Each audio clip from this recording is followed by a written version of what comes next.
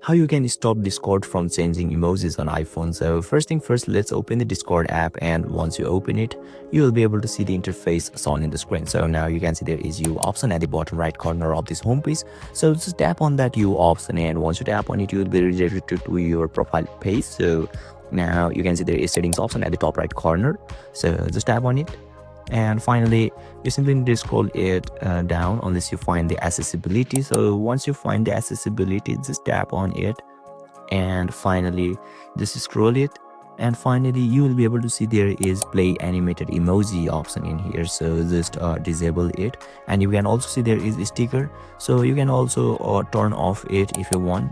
Yeah, and afterward you will be able to stop Discord from changing emojis on iPhone successfully. So basically this is how, and this is the process to stop your Discord app from changing emojis. And if you still encounter any issue during this process, feel free to leave a comment and I'll be happy to assist you. Thank you for watching, and I'll see you next time.